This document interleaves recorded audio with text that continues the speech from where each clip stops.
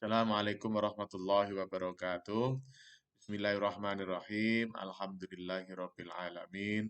Wassalatu wassalamu ala asyrafil anbiya'i wal mursalin sayyidina maulana Muhammadin wa ala alihi wa sahbihi ajma'in amma ba'd.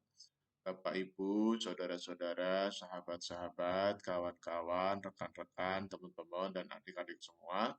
Alhamdulillah kita bisa bertemu kembali dalam Ainur Rafiq Dawam Channel. Untuk edisi ini kita ingin menyampaikan terkait dengan kebijakan pendidikan di Indonesia ya. Eh, Sebagaimana kita ketahui bersama bahwa eh, pendidikan itu dari segi kebijakannya bisa kita lihat dari dua perspektif. Perspektif yang pertama adalah kebijakan dengan pendekatan kualitas, dan yang kedua adalah kebijakan pendidikan dengan pendekatan kuantitas. Bagaimana kita ketahui bersama bahwa eh, apa heterogenitas dari masyarakat Indonesia juga kemajmukan ya budaya masyarakat Indonesia itu meniscayakan kebijakan pendidikan nasional itu harus memiliki dua jenis pendekatan ya. Yang pertama adalah pendekatan kualitas, yang kedua adalah pendekatan kuantitas. Eh, Bisa kita katakan bahwa pendekatan kualitas itu diarahkan kepada eh, satuan-satuan pendidikan atau pada lembaga-lembaga pendidikan yang berkategori sudah lengkap dari segi sarana dan prasarananya. Sementara pendekatan kuantitas itu diarahkan kepada mayoritas, ya, mayoritas satuan pendidikan dan lembaga pendidikan yang ada di Indonesia. Barangkali bagi para pemerhati pendidikan itu sangat memahami bahwa banyak sekali ragam satuan pendidikan atau lembaga pendidikan di Indonesia, mulai dari yang berbasis agama, ada juga yang berbasis budaya, ada juga yang berbasis sektor ya, sektor pembangunan, ada juga yang berbasis pada umumnya. Makanya dikenal dengan istilah ada istilah pendidikan umum, ada pendidikan vokasi, ada pendidikan keagamaan, juga ada istilahnya adalah pendidikan dinas. Ya. Nah, itulah mengapa dua pendekatan ini, yaitu pendekatan kualitas dan pendekatan kuantitas, ini menjadi sangat penting. Eh, kita juga memahami betul bahwa mayoritas penduduk Indonesia itu adalah masyarakat Muslim. Nah, masyarakat Muslim ini juga ternyata memiliki beragam lembaga pendidikan atau satuan pendidikan yang tersebar di seluruh Indonesia. Ada istilahnya adalah pesantren, ada istilahnya adalah madrasah diniyah, ada istilahnya adalah PPG, ada istilahnya adalah apa PPS Wajar Digas ya, atau pendidikan pesantren salafiyah ya. Ada yang seperti itu. Ada juga istilahnya pendidikan muadalah. Eh, Demikian juga di keagamaan yang lain. Macam-macam sekali istilahnya. Ada pasraman, kemudian eh, ada sekolah minggu, dan sebagainya, dan sebagainya. Nah, itu semua menunjukkan bahwa heterogenitas satuan pendidikan atau lembaga pendidikan itu diakui di Indonesia dan itu sangat beragam. Nah, untuk menghadapi keanekaragaman keanekaragaman jenis pendidikan, kemudian juga jenjang pendidikan ini, maka mau tidak mau, suka tidak suka, pemerintah atau negara perlu mengambil kebijakan dengan dua pendekatan ya, pendekatan tadi, yaitu kuantitas dan pendekatan kualitas. Nah, sekarang kita ingin sampaikan terkait dengan pendekatan kualitas. Nah, pendekatan kualitas ini memang kadang-kadang dilihat dari dua sisi ya. Yang pertama adalah sisi keilmuan, yang kedua adalah sisi apa istilahnya kebudayaan. Ya. Sisi keilmuan dan sisi kebudayaan, atau kalau dalam konteks keagamaan itu adalah eh, terkait dengan ajaran-ajaran keislaman atau ajaran-ajaran keagamaan ya. Misalnya keilmuan dan keagamaan. Maka muncul istilah mata pelajaran umum, ada mata pelajaran agama. Itu kita sangat memahami itu, sangat memahami itu. Nah, oleh karena itu ada beberapa pandangan terkait dengan pendekatan kualitas ini. Ada yang menonjolkan eh, kualitas ini maksudnya adalah yang mata pelajaran umum itu. Nah, ada juga yang memandang kualitas pendidikan yang baik adalah ketika pendidikan mata pelajaran agamanya itu baik atau berkualitas. Nah, ini dua pandangan inilah yang kemudian memiliki muara yang berbeda. Nah, dalam forum ini kita ingin tidak membedakan itu, tidak membedakan itu. Jadi ketika kita berbicara tentang pendekatan kualitas, maka yang kita anggap satuan pendidikan atau lembaga pendidikan yang berkualitas adalah satuan pendidikan yang secara kualitas, baik mata pelajaran umum maupun mata pelajaran agama, itu saling terintegrasi atau saling menguatkan. Sangat disayangkan ketika sebuah lembaga pendidikan dari segi mata pelajaran umum itu sangat-sangat hebat, tetapi dari segi moral keagamaan atau moral kebangsaan itu tidak berkualitas. Itu sangat kita sayangkan. Demikian juga bagi lembaga pendidikan me, yang menonjolkan atau yang menafikan mata pelajaran umum, kemudian mata pelajaran agama itu sangat-sangat menonjol, itu juga bagi kita itu perlu adanya peningkatan dari segi mata pelajaran umum. Mengapa demikian? Di forum ini memang kita tidak pernah memisahkan antara peradaban keagamaan dengan peradaban keilmuan. Nah, ini yang menjadi dasar utama itu di sini. Nah, oleh karena itu, pendekatan kualitas yang ada dalam pendidikan nasional, katakanlah begitu ya, dalam pendidikan di Indonesia, itu perlu membridging, perlu adanya linkage antara peradaban keagamaan dengan peradaban keilmuan. Nah, inilah pentingnya andil dari pemerintah atau kehadiran negara. Banyak sekali lembaga-lembaga pendidikan yang secara keagamaan dia sangat-sangat kuat, secara moral sangat-sangat kuat. Kemudian dari segi tradisi keagamaan sangat-sangat kuat. Kemudian dari segi akhlakul karimah juga sangat-sangat kuat.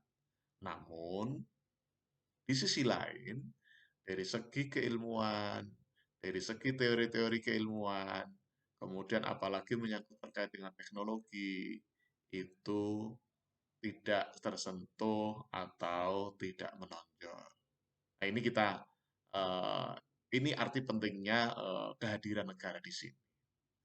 Nah, biasanya lembaga-lembaga pendidikan yang seperti ini biasanya lebih banyak bersifat tekstual, lebih banyak bersifat tekstual. Meskipun juga ketika pembelajaran model pembelajarannya atau pada metodologi pembelajarannya menggunakan pendekatan-pendekatan kontekstual, tetapi kontekstual ini pun masih berlapis tekstual. Jadi kontekstual tapi rasa tekstual. Mengapa dikatakan sebagai kontekstual rasa tekstual? Karena lagi-lagi kembali kepada teks. Lagi-lagi kembali kepada teks. Nah, berbeda misalnya dengan yang murni kontekstual. Nah, ini yang kita kenal dengan istilah mata pelajaran umum. Mata pelajaran umum itu biasanya jauh dari teks, kemudian lebih mengarah ke konteks. Ini yang terkait dengan mata pelajaran umum. Tapi ya, mata pelajaran umum yang bukan hanya bersifat kognisi saja ya, tetapi mata pelajaran umum yang benar-benar merdeka, ya, benar-benar merdeka. Nah, pendekatan kualitas ini dalam forum ini kita menghendaki atau kita berkeinginan adanya integrasi antara dua peradaban tadi, yaitu peradaban keagamaan dan peradaban keilmuan. Bahkan bukan hanya dua, tetapi bisa menyentuh keempat peradaban itu, yaitu peradaban keagamaan, peradaban filosofis, peradaban keilmuan, dan peradaban eh, teknologi. Jadi lembaga pendidikan kita, kalau misalnya mulai dari jenjang PAUD, kemudian jenjang pendidikan dasar, kemudian pendidikan menengah, sampai pada pendidikan tinggi, maka di sini perlu mengintegrasikan empat peradaban tersebut, empat level peradaban itu. Jangan sampai kita hanya menonjolkan terus satu peradaban saja. Misalnya hanya menonjolkan peradaban agama. Nah, mulai dari PAUD ya agama terus, kemudian RA agama, pendidikan dasar agama, pendidikan menengah agama, pendidikan tinggi pun agama. Seolah-olah pendidikan agama itu tidak ada yang lain. Nah, kalau integrasi antara pendidikan umum dan atau mata pelajaran umum dan pendidikan agama ini, kemudian bisa kita integrasikan dari level paling bawah, maka itulah yang kita harapkan. Sekali lagi, kita kembali kepada pendekatan kualitas. Kalau di dalam kebijakan pemerintah Indonesia terkait dengan pendidikan yang berkualitas, itu biasanya adalah ketika pendidikan itu memenuhi 8 standar minimalnya. Jadi paling tidak memenuhi 8 minimal memenuhi 8 standar nasional yang ada 8 itu. Namun demikian memang banyak sekali lembaga pendidikan atau satuan pendidikan, jangankan untuk yang 8 standar. Untuk yang standar tenaga kependidikan baik yang pendidik maupun yang selain pendidik aja, kadang-kadang masih kerepotan. Memang ada beberapa satuan pendidikan atau lembaga pendidikan yang telah memenuhi 8 standar itu dan biasanya itu diakui dengan akreditasi A. Nah, kalau perguruan tinggi ya akreditasi A. Nah, ini memang lembaga pendidikan atau satuan pendidikan yang berakreditasi A itu biasanya sudah memenuhi minimal 8 standar pendidikan nasional itu.